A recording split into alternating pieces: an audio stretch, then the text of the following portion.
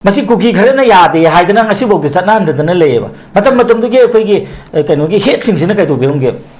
administrative head sing se chief secretary birum mayam sina kai karma action lokat birum ge se koi wadi ngap pu da mane mizoram de chat khre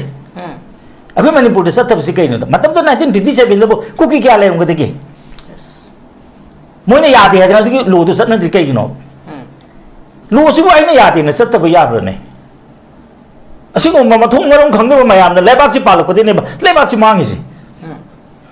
आई हाइजिगे मथों मरम खंगब हाइगे अदुगा सिदेसदा अने साइजिदो political party सिंजे Manipur गी दंत थोइबो political party सिंजे मथौना labio चुंथोकबियोबा अखोइ लेरि प्रजा नोगी दंत ते अखोइ लेजे हाइबियोबा अदुगा नामतन हाइदेबो अखोइ कराइ संग प्रजा सिंजे कनागी मखाद संगदौरिगेबा अदुदे दम फते खंगेबा मयामना फते हारिबो सिंजा दम संग बताब नत्रो अदुदा Pragyan Madhuda ओंझलगा साउबो याब्रा hub अफबा third force मको अल्टरनेटिव अम पीबीओ प्रजादा अल्टरनेटिव पीदे न हाना हाना कि सुम चंग ले हाइतागदि यस मदो कोइ प्रजा मरा लोइसनो अदु नतबिदा मोइनदि चोंथोक पीदे चोंथोक तो ने कदोरने यामना साथीना नुकीगी ओटनरिबा को मागी मपुरुबदो कनागुमना लागा खाम नत्रगना को हजिक होम ले होम पुथोदन थम्बीदन तौद तारगदी अदम मपुरुबी मखाद लेताब नत्रो अखोइ प्रजा सिंजे चंगम कराय लेगे प्रजा की चंगम पीबियो अदु ओन तैनबदा अस अफबा कैंडिडेट अखोइ लागदी सी प्रॉब्लम सॉल्व तौनी कान हजिक सु उदे हजिक हाइजेसिने हजिक कंक्रीट ओइना अखोइगी प्रजा मयामना मची मची दा होबा सेसो सिंग होबा मसी नतनने हजिक अखोइ तोंद पॉलिटिकल विजन नमगल सेसो न होबसिन कदनी सेसो दि बोल लेपसु यादना हजिक तौगदरि से हजिक असेंबली दे तौदे नत्रो असेंबली दे मति मथाव ना लेबा नखो इंडिया रे समाय तौता गदि अखोइ मर्जर एग्रीमेंट जे अखोइ ओन नैन बतारे नौना रि नेगोशिएशन तौबा तारे मर्जर एग्रीमेंट के मतुंग इन मणिपुर थुगाबे वा यावगिब्रो थुगाबसु याब्रो याब नते अदु बौजिति अखोइ दि तोंगाम मु उरेबा एजि मणिपुर थुगाबे यादबनिना मी सिंजे खनहलगा नत्रो हजि आइना हाजिने अवा पुसलगा लान ताहनबने हाजिने अदि तागदि मोय अखोइ मणिपुर से अखोइ सेंटर न थुगाबे नते मोय मसेन थुगाइनब जेबने हाबि यागु पोदम लाकदोरे हजि अदुनदि अखोइ जे मदु पुबा ngamgudaba political party म संगे नोइना समाइना तौग तागदि अखोइ सु प्रेसिडेंशियल रिफरेंस तौरनि मणिपुर की मर्जर एग्रीमेंट से अखोइ आठा हनबा तारे नोइना अखोइ की दमते कै तौदोरिनो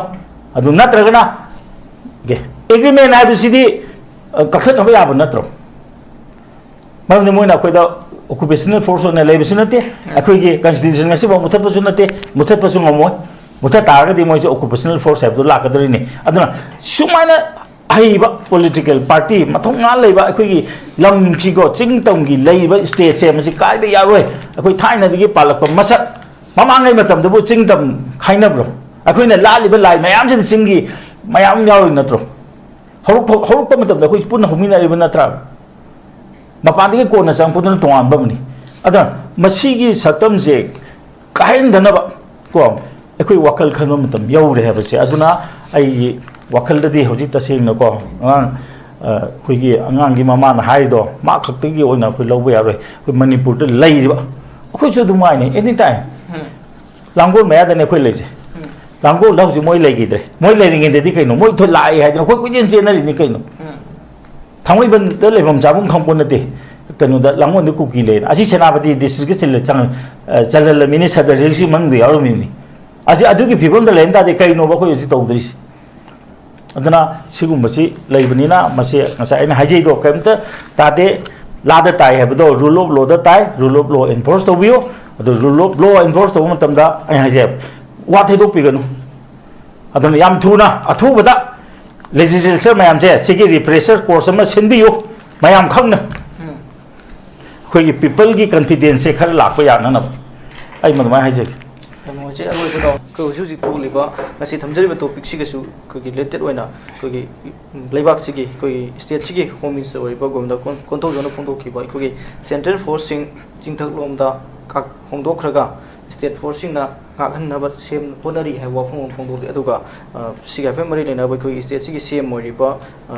ꯈꯦꯝꯆꯥꯟꯅ ꯐꯣꯡꯗꯣꯛꯈꯤꯕꯗ IRB ꯊꯝꯕꯗꯤ ꯑꯔꯥꯏꯕꯅꯤ ꯅꯨꯡꯁꯤꯅꯕ ꯊꯥꯖꯅꯕ ꯄꯨꯔꯛꯅꯕ ꯍꯥꯟꯅ ꯍꯣꯠꯅꯕ ꯃꯊꯧ ꯇꯥꯏ ꯍꯥꯏꯕ ꯋꯥꯐꯝꯁꯨ ꯐꯣꯡꯗꯣꯛꯈꯤ ꯍꯥꯏꯕ ꯇꯥꯔꯦ ꯍꯥꯏꯔꯤꯕ ꯑꯩꯈꯣꯏꯒꯤ ꯁ꯭ꯇꯦꯠꯁꯤꯒꯤ ꯃꯄꯤ ꯃꯄꯥ ꯑꯣꯏꯔꯤꯕ ꯃꯤꯑꯣꯏ ꯑꯅꯤ ꯐꯣꯡꯗꯣꯛꯂꯤꯕ ꯋꯥꯐꯝꯁꯤ ꯀꯃꯥꯏꯅ ꯌꯦꯡꯕꯤꯏ ꯍꯧꯖꯤꯛ ꯑꯣꯏꯔꯤꯕ ꯁꯤꯆꯨꯋꯦꯁꯟꯁꯤ ꯃꯁꯤ ꯃꯈꯣꯏꯅ ꯍꯧꯖꯤꯛ ꯐꯣꯡꯗꯣꯛꯏꯕꯁꯤ ꯍꯣꯏ ꯃꯈꯣꯏꯒꯤꯁꯨ ꯇꯣꯉꯥꯟꯕ ꯋꯥꯈꯜ ꯑꯃꯗꯤ ꯂꯩꯔꯝꯒꯅꯤ ꯑꯗꯨꯕꯨ ꯑꯩꯈꯣꯏꯅꯁꯨ ꯌꯥꯝ ꯍꯦꯟꯅ ꯈꯨꯠ ꯊꯤꯡꯖꯤꯟꯕ ꯌꯥꯗꯕ ꯑꯃꯁꯨ ꯂꯩ ꯒꯣꯔꯃꯦꯟꯒꯤ ꯊꯕꯛꯇ ꯑꯗꯨꯒ ꯑꯩꯈꯣꯏ ꯃꯄꯥꯟꯗ ꯂꯩꯕ ꯑꯩꯈꯣꯏꯅ ꯀꯃꯦꯟ ꯄꯤꯕ ꯌꯥꯕꯒꯤ ꯃꯐꯝꯁꯨ ꯑꯗꯨꯝ ꯂꯩꯕꯗꯤ ꯂꯩ ꯇꯁꯦꯡꯅ ꯍꯧꯖꯤꯛ IRB ꯃꯣꯔꯦꯗ IRB ꯊꯝꯕꯒꯤ ꯃꯇꯥꯡꯗ ꯍꯥꯏꯔꯤꯕꯁꯤ IRB ꯊꯝꯕꯗꯤ ꯑꯔꯥꯏꯕꯅꯤ ꯅꯨꯡꯁꯤꯅꯕ ꯊꯥꯖꯅꯕ ꯄꯨꯔꯛꯅꯕ ꯍꯥꯟꯅ ꯍꯣꯠꯅꯕ ꯃꯊꯧ ꯇꯥꯏ ꯍꯥꯏꯁꯦ ꯔꯣꯗ ꯃꯦꯞ ꯑꯃ ꯄꯥꯝꯃꯦꯕ ꯁꯤ ꯈꯛꯇꯪ ꯍꯥꯏꯕꯅꯗꯤ ꯌꯥꯔꯣꯏ ꯄ꯭ꯔꯖꯥꯗ ꯂꯪꯁꯤꯟꯕꯗꯤ ꯌꯥꯔꯣꯏꯕ ꯒꯣꯔꯃꯦꯟꯒꯤ ꯃꯊꯧꯅꯤ ꯃꯐꯝ ꯆꯥꯅ ꯁꯦꯀ꯭ꯌꯨꯔꯤꯇꯤ ꯗꯤꯄ꯭ꯂꯣꯏ ꯇꯧꯕ ꯍꯥꯏꯕꯁꯦ ꯁꯦꯀ꯭ꯌꯨꯔꯤꯇꯤ ꯗꯤꯄ꯭ꯂꯣꯏ ꯇꯧꯕꯒ ꯃꯤ ꯅꯨꯡꯁꯤꯅꯕ ꯅꯠꯇ꯭ꯔꯒ ꯅꯨꯡꯁꯤꯅꯗꯕ ꯍꯥꯏꯕꯁꯤꯒ ꯀꯔꯤ ꯃꯔꯤ ꯂꯩꯅꯒꯦ ꯃꯁꯤ ꯂꯩꯉꯥꯛꯅ ꯁꯦꯡꯗꯣꯛꯐꯝ ꯊꯣꯛꯏ ꯂꯩꯉꯥꯛꯁꯤꯕꯨ ꯀ꯭ꯂꯕ ꯑꯃꯒꯤ ꯃꯑꯣꯡꯗ ꯆꯂꯥꯏꯕ ꯌꯥꯕ꯭ꯔꯥ ꯁꯤꯗꯤ ꯃꯥꯅ ꯄꯥꯝꯃꯤꯅ ꯅꯠꯇ꯭ꯔꯒ ꯃꯥꯅ ꯄꯥꯝꯃꯤꯅ ꯍꯥꯏꯅ ꯍꯥꯏꯕ ꯄꯣꯠꯇꯨꯕꯨ ꯑꯗꯨꯅ ꯂꯩꯕꯥꯛ ꯉꯥꯛꯄ ꯌꯥꯕ꯭ꯔꯥ ꯔꯨꯜ ꯑꯣꯐ ꯂꯣ ꯍꯥꯏꯕꯁꯤ ꯀꯔꯤꯅꯣ ꯔꯨꯜ ꯑꯣꯐ ꯂꯣ ꯍꯥꯏꯕꯁꯤ ꯁꯤ ꯃꯈꯣꯏꯁꯤ ꯀ꯭ꯂꯥꯁ ꯂꯧꯕ ꯃꯊꯧ ꯇꯥꯏ ꯍꯧꯖꯤꯛ ꯑꯩꯈꯣꯏꯒꯤ ꯖꯖꯁꯤꯡꯕꯨ ꯌꯥꯎꯅ ꯌꯥꯝ ꯇꯣꯏꯅ ꯔꯤꯐ꯭ꯔꯦꯁꯔ ꯀꯣꯔꯁ ꯆꯠꯂꯦ ꯂꯩꯕꯥꯛꯀꯤ ꯈ꯭ꯋꯥꯏꯗꯒꯤ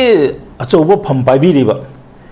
ꯑꯥꯏꯟ ꯁꯦꯝꯃꯤꯕ ꯀꯥꯡꯕꯨꯁꯦ ꯑꯥꯏꯟ ꯀꯃꯥꯏꯅ ꯁꯦꯝꯒꯗꯒꯦ ꯂꯩꯕꯥꯛꯀꯤ ꯂꯩꯔꯤꯕ ꯑꯥꯏꯟꯁꯤ ꯀꯔꯤꯅꯣ ꯍꯥꯏꯅ ꯉꯁꯤꯐꯥꯎꯗ ꯃꯣꯏ ꯔꯤꯐ꯭ꯔꯦꯁꯔ ꯀꯣꯔꯁ ꯆꯠꯄ꯭ꯔꯣ ꯍꯧꯖꯤꯛ ꯄꯨꯂꯤꯁꯁꯨ ꯑꯗꯨꯝ ꯉꯥꯏꯔꯦ ꯃꯇꯝꯒꯤ ꯃꯇꯨꯡ ꯏꯟꯅ ꯊꯥꯔꯤꯅ ꯑꯅꯧꯕ ꯂꯣ ꯂꯥꯛꯏ ꯃꯗꯨꯗ ꯃꯣꯏ ꯔꯤꯐ꯭ꯔꯦꯁꯔ ꯀꯣꯔꯁ ꯑꯗꯨꯝ ꯊꯥꯏ ꯁꯥꯏꯕꯔ ꯂꯣ ꯂꯥꯛꯏ ꯑꯗꯨꯃꯥꯏꯅ ꯊꯥꯏ ꯍꯧꯖꯤꯛꯀꯤ ꯂꯩꯔꯤꯕ ꯄꯣꯠꯁꯤ ꯃꯈꯣꯏꯁꯤ ꯆꯠꯄ꯭ꯔꯥ ꯑꯗꯩ ꯑꯇꯣꯞꯄ ꯑꯃꯅ ꯅꯨꯡꯁꯤꯅꯕ ꯍꯥꯏꯕꯁꯤ ꯀꯔꯤꯅꯣ ꯑꯃꯗꯤ ꯑꯩꯈꯣꯏꯒꯤ ꯂꯩꯕꯥꯛ ꯑꯃ ꯄꯤꯌꯨ ꯃꯄꯥꯟꯗꯒꯤ ꯆꯪꯉꯛꯑꯒ ꯀꯣ ꯏꯂꯤꯒꯦꯜ ꯏꯃꯤꯒ꯭ꯔꯦꯟ ꯃꯌꯥꯝ ꯑꯃꯅ ꯑꯩꯈꯣꯏꯒꯤ ꯃꯐꯝ ꯑꯃ ꯄꯤꯌꯣ ꯑꯩꯈꯣꯏꯒꯤ ꯂꯩꯕꯥꯛ ꯑꯃ ꯄꯤꯌꯣ ꯍꯥꯏꯕꯅꯤ ꯁꯤꯗꯩꯁꯤꯗ ꯑꯩꯈꯣꯏꯒꯤ ꯍꯥꯟꯅ ꯂꯩꯔꯤꯕ ꯃꯤꯁꯤꯒ ꯅꯨꯡꯁꯤꯅꯕ ꯅꯠꯇ꯭ꯔꯒ ꯅꯨꯡꯁꯤꯅꯗꯕ ꯍꯥꯏꯕꯁꯤ ꯀꯔꯤꯅꯣ ꯄ꯭ꯔꯖꯥꯅ ꯄꯤꯕ ꯉꯝꯕ꯭ꯔꯣ ꯒꯣꯔꯃꯦꯟꯒꯤ ꯃꯊꯧ ꯅꯠꯇꯕ꯭ꯔꯣ ꯃꯑꯣꯡ ꯆꯥꯗꯕ ꯅꯥꯇꯩ ꯆꯥꯗꯕ ꯗꯤꯃꯥꯟ ꯇꯧꯔꯛꯄꯁꯤ ꯒꯣꯔꯃꯦꯟ ꯊꯦꯡꯅꯒꯗꯕ꯭ꯔꯥ ꯄ꯭ꯔꯖꯥꯅ ꯊꯦꯡꯅꯒꯗꯕ꯭ꯔꯥꯕ ꯍꯟꯗꯛ ꯄ꯭ꯔꯖꯥꯗ ꯇꯥꯏꯅꯈ꯭ꯔꯤꯁꯤ ꯀꯔꯤꯒꯤꯅꯣ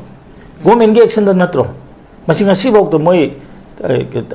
ꯈꯪꯖꯟ ꯎꯁꯟꯅꯗꯅ ꯂꯩꯕꯒꯤ ꯃꯑꯣꯡ ꯑꯃ ꯂꯩꯕꯗꯤ ꯌꯥꯔꯣꯏꯕ ꯃꯔꯝꯗꯤ ꯀꯩꯒꯤꯅꯣꯗ ꯏꯔꯥꯡꯁꯤ ꯍꯧꯔꯛꯄ ꯃꯇꯝꯗ 3 ꯃꯦꯒꯤ ꯃꯇꯨꯡꯗ ꯌꯥꯝ ꯀꯟꯅ ꯍꯥꯏꯈꯤꯕꯁꯤꯀꯣ ꯁꯦꯟꯇ꯭ꯔꯦꯜ ꯒꯣꯔꯃꯦꯟ ꯍꯥꯏꯕꯁꯤ ꯃꯣꯏꯁꯤ ꯏꯂꯤꯒꯦꯜ ꯏꯃꯤꯒ꯭ꯔꯦꯟꯁ ꯑꯗꯒꯤ ꯐꯣꯔꯦꯟ ꯄꯥꯋꯔ ꯌꯥꯎꯋꯦ ꯍꯥꯏꯕꯅꯤ ꯅꯠꯇ꯭ꯔꯥ ꯃꯁꯤ ꯃꯣꯏ ꯍꯧꯖꯤꯛꯕꯨ ꯍꯣꯡꯗꯣꯛꯇ꯭ꯔꯤꯕ ꯍꯥꯟꯅꯒꯤ ꯂꯩꯉꯥꯛ XCMBNꯒꯤ ꯃꯇꯝꯗ ꯁꯦꯟꯇꯔꯒ ꯃꯈꯣꯏꯒ ꯁꯤꯗ ꯁꯤꯒꯤ ꯄ꯭ꯔꯣꯕ꯭ꯂꯦꯝꯁꯤꯅꯅꯤꯀꯣ ꯍꯥꯏꯗꯅ ꯃꯗꯨ ꯁꯣꯜꯕ ꯇꯧꯅꯕ ꯇꯧꯔꯝꯃꯦꯕ ꯍꯥꯟꯅꯒꯤ ꯇꯤꯝꯗꯨꯒꯤ ꯀꯦꯞꯇꯦꯟ ꯑꯃ ꯁꯤꯟꯗꯣꯛꯑ ꯃꯇꯨꯡꯗ ꯍꯥꯟꯅꯒꯤ ꯀꯩꯅꯣꯗꯨ ꯇꯣꯛꯈ꯭ꯔꯕ꯭ꯔꯥꯕ ꯑꯩꯈꯣꯏ ꯈꯪꯅꯤꯡꯉꯦꯕ ꯁꯤꯗꯤ ꯏꯂꯤꯒꯦꯜ ꯏꯃꯤꯒ꯭ꯔꯦꯟꯗ ꯅꯠꯇꯦ ꯁꯤꯗꯤ ꯐꯣꯔꯦꯟ ꯍꯦꯟꯗꯨꯅ ꯅꯠꯇꯦ ꯍꯥꯏꯕ ꯌꯥꯎꯈ꯭ꯔꯕ ꯑꯃꯤꯠ ꯁꯥꯍꯅꯗꯤ ꯑꯩꯈꯣꯏꯒꯤ ꯇꯣꯉꯥꯟ ꯋꯥꯐꯝꯁꯤꯡ ꯑꯗꯨꯝ ꯐꯣꯡꯗꯣꯛꯈꯤꯕ ꯑꯩꯈꯣꯏꯒꯤ ꯅꯠꯇꯦ ꯏꯔꯥꯡꯁꯤ ꯍꯧꯔꯛꯄꯒꯤ ꯃꯇꯥꯡꯗ ꯅꯠꯇꯦ ꯏꯔꯥꯡꯁꯤꯡꯁꯦ ꯑꯩꯅ ꯁꯤꯗ ꯑꯩꯈꯣꯏꯅ ꯈꯪꯅꯤꯡꯉꯤꯕꯅ ꯍꯥꯟꯅ ꯁꯦꯟꯇ꯭ꯔꯦꯜ ꯒꯣꯔꯃꯦꯟ ꯑꯃꯗꯨ ꯄꯥꯔꯂꯥꯃꯦꯟꯇ ꯍꯥꯏꯈ꯭ꯔꯕꯅꯦ ꯍꯥꯏꯕ ꯄꯥꯔꯂꯥꯃꯦꯟꯇ ꯑꯅꯧꯕ ꯋꯥ ꯍꯥꯏꯔꯛꯑꯕ꯭ꯔꯥꯕ ꯑꯗꯨ ꯅꯠꯇ꯭ꯔꯒꯅ ꯃꯅꯨꯡꯗ ꯁꯤꯗꯤ ꯏꯂꯤꯒꯦꯜ ꯏꯃꯤꯒ꯭ꯔꯦꯟꯒ ꯑꯗꯨꯝ ꯌꯥꯅꯈ꯭ꯔꯣ ꯀꯣ ꯅꯥꯔꯀꯣ ꯇꯦꯔꯣꯔꯤꯁꯁꯦ ꯑꯗꯨꯝ ꯇꯧꯍꯜꯂꯣ ꯑꯩꯈꯣꯏꯁꯨ ꯁꯔꯨꯛ ꯈꯔ ꯂꯧꯍꯧꯔꯁꯤ ꯃꯅꯤꯄꯨꯔ ꯀꯥꯏꯕꯗꯤ ꯀꯥꯏꯖꯔꯁꯅꯨ ꯍꯥꯏꯕꯒꯤ ꯋꯥꯈꯜ ꯑꯃ ꯂꯩꯔꯕ꯭ꯔꯥ ꯑꯇꯣꯞꯄ ꯑꯃꯅ ꯍꯧꯖꯤꯛ ꯑꯩꯈꯣꯏꯒꯤꯀꯣ ꯍꯧꯖꯤꯛꯀꯤ ꯊꯣꯛꯂꯛꯏꯕ ꯊꯧꯗꯣꯛꯁꯤꯡꯁꯦ ꯏꯟ ꯑꯥꯏꯁꯣꯂꯦꯁꯟ ꯌꯦꯡꯕ ꯁꯨꯡꯌꯥ ꯌꯥꯔꯣꯏꯕ ꯑꯍꯥꯟꯕ ꯏꯔꯥꯡ ꯊꯣꯛꯂꯛꯄ ꯃꯇꯝꯗ ꯌꯥꯝ ꯀꯟꯅ ꯃꯌꯥꯝꯅ ꯍꯥꯏꯈ꯭ꯔꯤꯁꯤ ꯀꯩꯅꯣꯗ ꯏꯔꯥꯡꯁꯦ ꯐꯍꯟꯒꯦ ꯍꯥꯏꯇꯥꯔꯒꯗꯤ ꯕꯤꯔꯦꯟ ꯂꯧꯊꯣꯛꯑꯣ PR ꯊꯝꯃꯣ ꯍꯥꯏꯕꯅꯦꯕ ꯕꯤꯔꯦꯟꯁꯨ ꯂꯧꯊꯣꯛꯈ꯭ꯔꯦ PRꯁꯨ ꯊꯝꯈ꯭ꯔꯦ ꯐꯈ꯭ꯔꯕ꯭ꯔꯥ ꯑꯗꯨꯒꯤ ꯃꯊꯛꯇꯗꯤ ꯀꯩꯗꯧꯔꯦ PRꯁꯦ ꯄꯦꯜꯂꯛꯇꯗꯅ ꯄꯣꯄꯨꯂꯔ ꯒꯣꯔꯃꯦꯟ ꯑꯃ ꯂꯥꯛꯑꯣ ꯍꯥꯏꯅ ꯃꯌꯥꯝꯁꯪ ꯂꯥꯡꯉꯦꯕ ꯄꯣꯄꯨꯂꯔ ꯒꯣꯔꯃꯦꯟꯁꯦ ꯂꯥꯛꯑꯦꯕ ꯂꯥꯛꯑꯕ ꯃꯇꯨꯡꯗꯩꯗꯤ ꯀꯩꯗꯧꯔꯒꯦ ꯑꯩꯈꯣꯏꯅ ꯌꯥꯝ ꯀꯟꯅ ꯍꯥꯏꯗꯅ ꯀꯨꯀꯤ ꯑꯦꯄꯤꯁꯃꯦꯟꯒꯤ ꯊꯕꯛꯁꯤ ꯇꯧꯕꯤꯒꯅꯨ ꯍꯥꯏꯗꯅ ꯇꯧꯔꯨꯔꯦ ꯍꯥꯏꯕ ꯑꯦꯄꯤꯁꯃꯦꯟꯗꯨ ꯃꯣꯏꯅ ꯄꯦꯜꯂꯕ꯭ꯔꯥꯕ ꯍꯧꯖꯤꯛ ꯑꯩꯈꯣꯏ ꯃꯈꯥ ꯀꯩ ꯇꯧꯔꯛꯀꯗꯒꯦ ꯈꯪꯗꯦꯕ ꯉꯁꯥꯏ ꯑꯣꯖꯥꯅꯁꯨ ꯍꯥꯏꯕꯤꯈ꯭ꯔꯦ ꯖꯤꯔꯤꯗ ꯆꯠꯂꯤꯉꯩꯒꯤ ꯃꯅꯨꯡꯗꯅꯦꯕ ꯆꯣꯡꯂꯥꯎꯕꯒꯤ ꯊꯧꯗꯣꯛꯁꯦ ꯁꯦꯅꯥꯄꯇꯤꯁꯤꯗ ꯆꯠꯂꯤꯉꯩꯁꯤꯗ ꯃꯈꯣꯏ ꯀꯣꯇꯨꯒꯤ ꯃꯌꯥꯝ ꯑꯃ ꯂꯤꯗꯔ ꯃꯌꯥꯝ ꯑꯃ ꯍꯧꯖꯤꯛ ꯃꯣꯏ ꯔꯤꯖꯥꯏꯟ ꯇꯧꯊꯣꯛꯈ꯭ꯔꯦ ꯃꯣꯏꯅ ꯅꯨꯡꯉꯥꯏꯇꯕ ꯇꯥꯕꯗ ꯅꯨꯡꯉꯥꯏꯇꯕ ꯃꯌꯥꯝ ꯑꯃ ꯐꯣꯡꯗꯣꯔꯛꯑꯦ ꯅꯦꯝꯆꯥ ꯀꯤꯒꯦꯅ ꯀꯩꯅꯣꯁꯦ ꯂꯧꯈꯤꯕ ꯃꯇꯝꯗ ꯁꯤꯒꯨꯝꯕꯁꯨ ꯃꯣꯏ ꯉꯥꯡꯅꯈꯤ ꯃꯥ ꯏꯝꯐꯥꯜꯗ ꯆꯠꯂꯣꯏ ꯍꯥꯏꯕ ꯉꯥꯡꯅꯈꯤ ꯑꯗꯨ ꯑꯗꯥ ꯉꯥꯡꯅꯈꯤꯅ ꯃꯗꯨ ꯄꯦꯟꯅꯔꯛꯇꯗꯅ ꯃꯣꯏ ꯀꯔꯤꯒꯨꯝꯕ ꯕꯐꯔ ꯖꯣꯟ ꯊꯨꯒꯥꯏꯕꯅꯣꯅ ꯇꯧꯈ꯭ꯔꯦꯕ ꯑꯗꯨꯅꯗꯤ ꯏꯔꯥꯡꯁꯦ ꯐꯗꯧꯔꯤꯕ꯭ꯔꯥ ꯅꯠꯇ꯭ꯔꯒ ꯃꯀꯣꯛꯇ ꯍꯧꯔꯛꯀꯗꯧꯔꯤꯕ꯭ꯔꯥ ꯑꯗꯨꯅꯗꯤ ꯀꯩꯗꯧꯒꯦ ꯍꯥꯏꯕ ꯃꯇꯝꯗꯀꯣ ꯀ꯭ꯔꯤꯃꯤꯅꯦꯜꯗ ꯑꯦꯄꯤꯁꯃꯦꯟ ꯇꯧꯕꯁꯦ ꯀꯔꯤꯝꯇ ꯀꯥꯟꯅꯗꯦꯁꯦ ꯍꯧꯖꯤꯛ government si gan tara mane ba adu na di government gi tabum to ba rule of law si pubiro adi amo hojiki khoi gi home ministry na habi gi ba kano singkong chinga da state force tham ba ha ba se thambum thui mam di kai no da central force la central force ki mahuta moi tham gane ha di la le central force se hoji pr laitre ha na lawrabani na mokoi independently work to boya de mokoi na to udai se in aid of civil administration ne ba adi ta gadi mokoi gi kem lai bam da police ahum thoe ba akhoi executive ministry mom di ahum thoe masi to di bra aduna di mokoi na kusi da thabak to bo yadana ba akhoi ken state force mo deploy to ni moi gi manak ta moi thambi gi dawne adi athobam na hoji pawdi am kana ngang ne da ba ma akhoi ko 18 june da crp na governor gi mamang da chief minister gi mamang da mayama praja mayama no mai kap khe madu inquiry tawge ko moi la le ha du praja lan de ba ta ke ado adumai tawdana handa ki matang sida hoi no diam pen de ko moi na tawu matam de order laite na kapu ya ba ya da ba ko akhoi na tawu matam de hekta kap order kai lege je sina to be spec ma order ga ado inquiry tawum thok ta ba asida scenery be se nahan gi do kari koge do ma do custodial killing so hai bi ai adu extra judicial killing ne ban han gi do kari dom to mo ju phok da suspend tok do no koi ngarang nahan kano da to senapati chatpo matam da ko mr gi mi ohum na nomai ka pe habra kano khudak ta suspend tawe nahan hojik crp sing je hojik suspend taw dri kari gi no moi extra judicial killing ya bra tanara ga chu ka pani akhoi hojik ti loina ma kano gi social media gi matam ne hojik khudak ta ubang at ne ba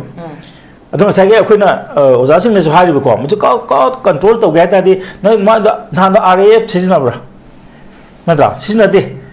dekte moina barzada tasengna kano da 18 june gi matam da judicial inquiry kano sorry minister kano inquiry to matam da upendra commission gi inquiry to da haram ba ne ba ka control to busdi sumai to ku gi makha ka ko da ne ha na ising season na da ne du to da ne dam da to de moi bu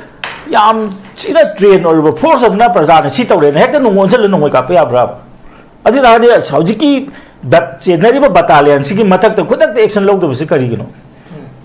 akhoi na su madu demand tok da bisi kari gi no irang ho kang bu na moje khudak thang do ngi da bon angi sa hajeri do home minister na ha do wrongly ko to wrong or basu yai crp sing do natragna any central security force deploy to bo matam da makoi in net of civil power la pani na state police ti moi manak te bum thoi adu no gi thabak to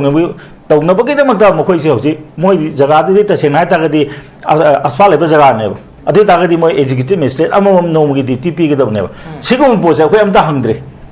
ta senai ta ga di kuki na to ri bo po chi di akhoi na ko lo gi matung ne am lai na theng na ba pot ngak te ne akhoi na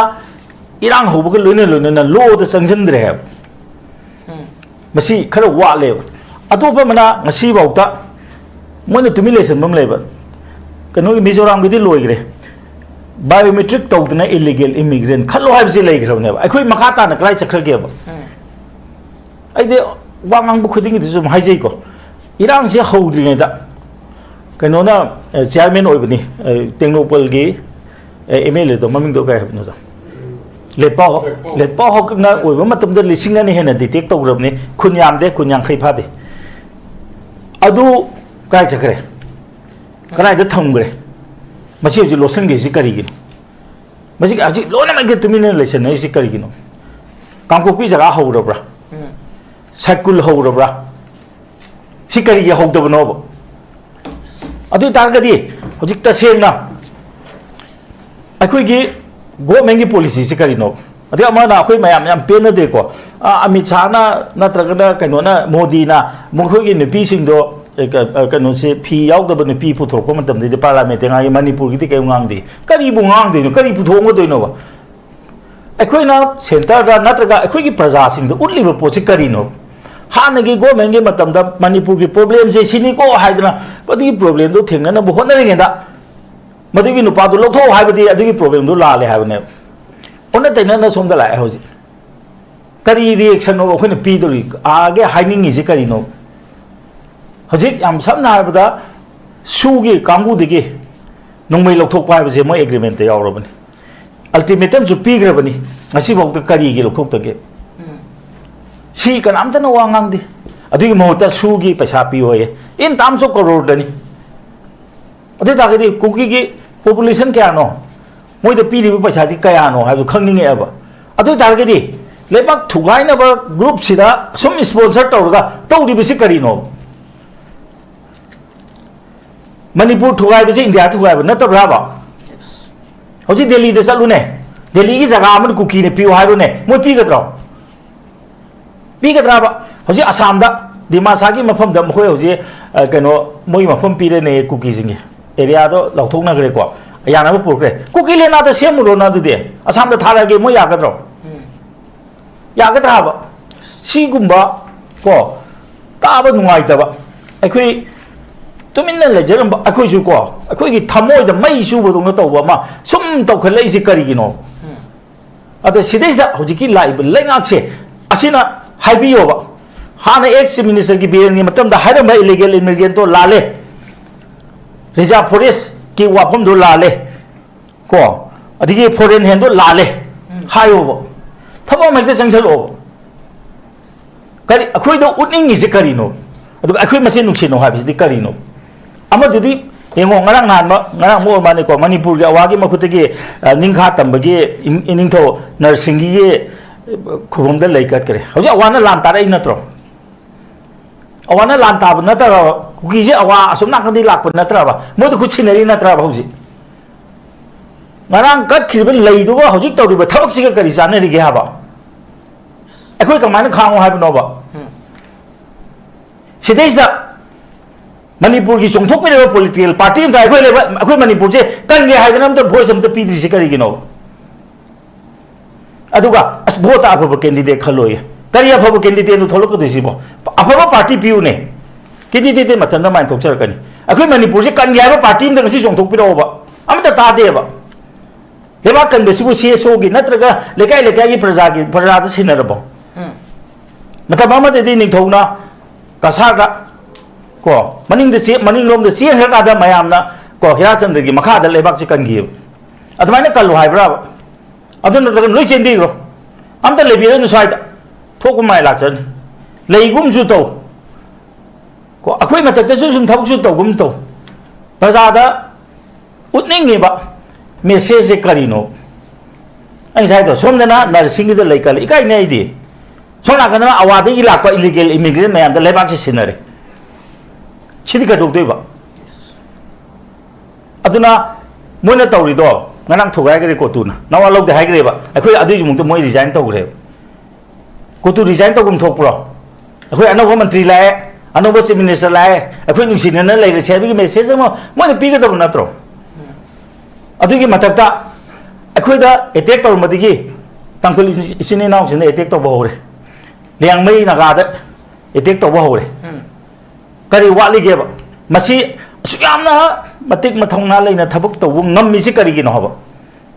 asi moi matung de baking leina ta ina tro yes adu tar ge di akhoi gi mi na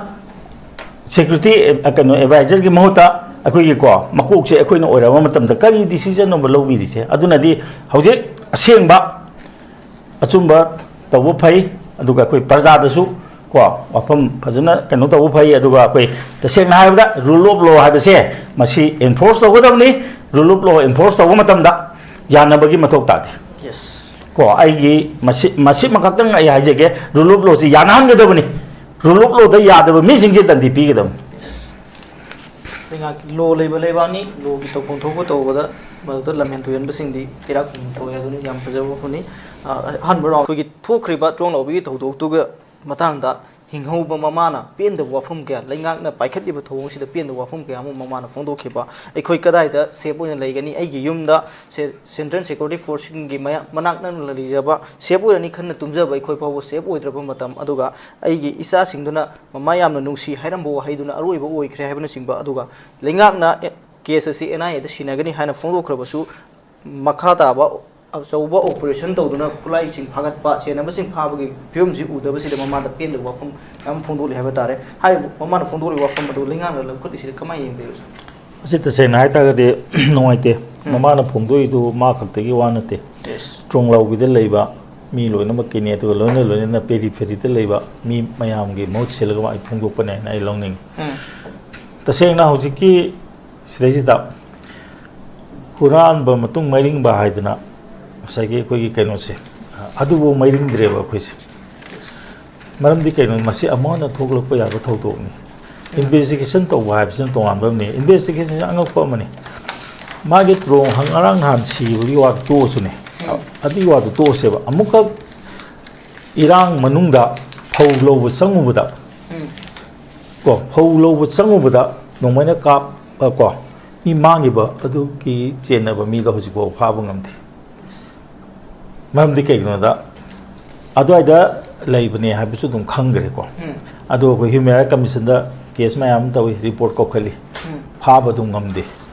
ko affair chali pha ba ngam de hoji so adu manga adu bo ji am lu ri badi ngasagi akhoina khwai di ngak pa da ko hoji ki jaga sida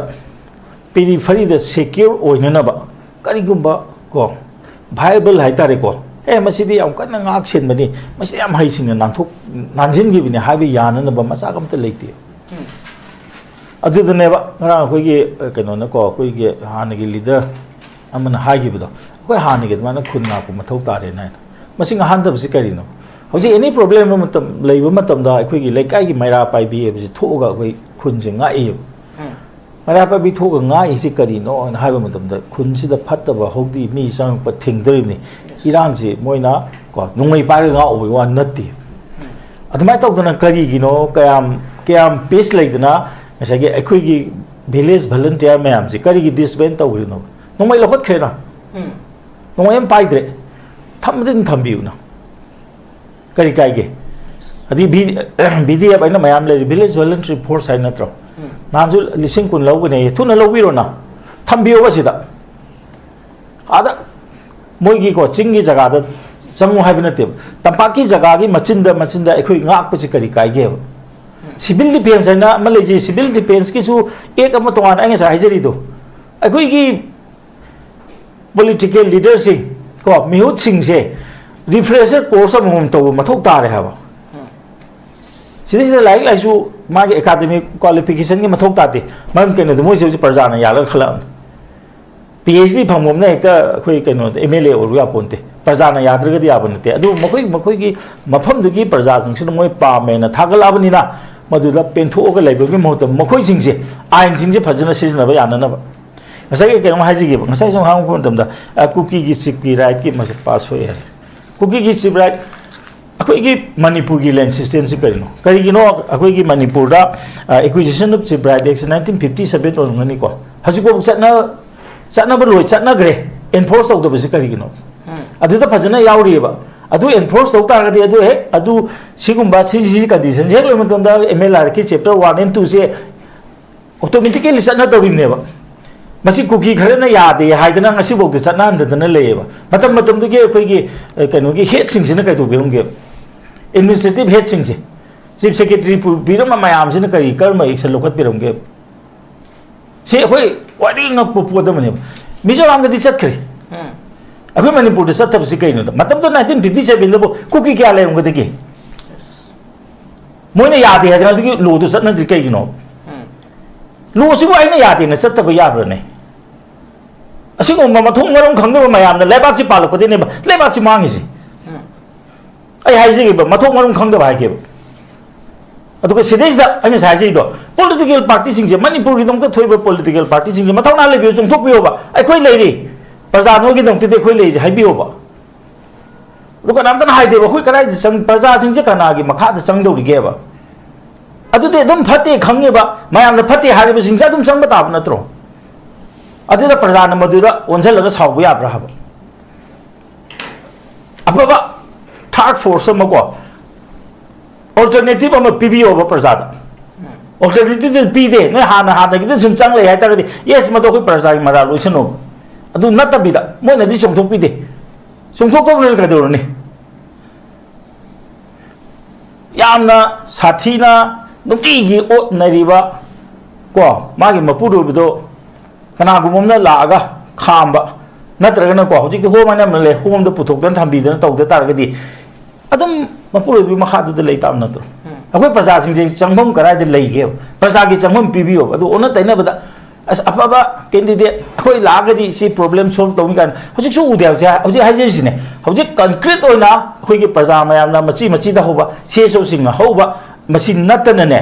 हजिक अखोई तोंदा political vision नमगल सेसो न होबसिन का दनि सेसो दि बोले पसु यादना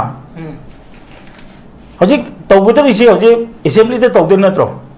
assembly दे मति मथाव ना लेबा नखोई India रे समाय तौता गदि अखोई मर्जर एग्रीमेंट जे अखोई ओन नैना बतारे नौना री नेगोशिएशन तब तारे मर्जर एग्रीमेंट की मतुंग इनबो मणिपुर थुगाबे वा यावगिब्रो थुगाबसु याब्रो याब नते अदु बौजिति अखोई दि तोंगान बमु उरेबा एसिदि मणिपुर थुगाबे यादबनिना मी सिंजे खनहलगा नत्रो हजे आइना हाजिने अवा पुसलगा लाता हनबने हाजिन अदु तागदि मोय अखोई मणिपुर से अखोई सेंटर न थुगाबे नते मोय मसेन थुगाइना बजेबने हाबि यागबि पोदम लाकदोरे बजिक अदुनदि अखोई से मदु पुबा ngमगदबा political party में संगे नोइना समायना तौग तारगदि अखोइसु प्रेसिडेंशियल रिफरेंस तौरनि मणिपुर की मर्जर एग्रीमेंट से अखोई आठा हनबा तारे नोइना अखोई गिदमत कई तौदोरिमनो अदु नत्रगना गे एग्रीमेंट हाबिसिदि कखनबा याब नत्रो मरमदि मोइना अखोइदा ऑक्युपेशनल फोर्स ओने लेबिसु नते अखोई की कॉन्स्टिट्यूशन ngasi बा मुथतपसु नते मुथतपसु ngमोय मुथत तारगदि मोइसे ऑक्युपेशनल फोर्स हाबदु लाकदरिनि अदुना सुमायना हाइबा पॉलिटिकल पार्टी मथोंगा लेबा अखोई लम सिगो चिंगतम की लेबा स्टेट से मसि काइबे यारोय अखोई थाइना दिगे पालक मसक ममांगै मतम दबु चिंगतम खाइनब्रो अखोइना लालिबा लाइ मयाम से सिंगी मयाम यारोय नत्रो हरुप मतम द अखोई पुन होमिनारिबा नत्रा मपांदिगे कोना संपुदन तोंगान बमनी अदा मसिगी सतम से काइनदनबा को अखोई वकल खनो मतम यौरे हबसे अदुना आई वखलदि हौजी तसेंगन को अखोई आंगांगी ममाना हाइदो मा खक्तगी ओइना अखोई लौबा यारोय अखोई Manipur the लैरिबा अखोइसु दुमाइने any time Langol मयादने अखोई लेजे लांगोल हौजी मोय लैगिद्रे मोय लैरिंगेदि कैनो मोय थो लाई हाइदन अखोई कुजेन चेनरिनि कैनो थांगैबन द लेबम जाबुं खंपोनते कनो द लांगोन द कुकी लेन असि सेनापति डिस्ट्रिक्ट चिल चंग चलल मिनि सदर रिलसी मंग यारोमिनि असि अदुगी फिबम द लेन तादे कैनो बखोइ जि तौदरिस अदना सिगुमबसी लैबनिना मसे ngasa aina haijeido kaimta tade lada tai habdo rule of law da tai rule of law enforce to bio adu rule of law enforce to matamda ai haije wa thai do piganu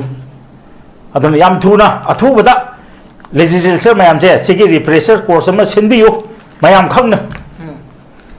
khoi gi people gi confidence se khar lakpa yana na ai ma mai haije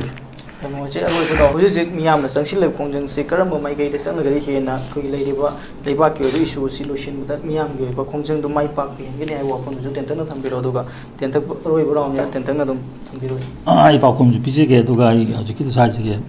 कनो दे खोइ की solution ने साइजि दो rule of law आरिसिने yes दो हजिकि हारिबा अखोइ की India की system सिदा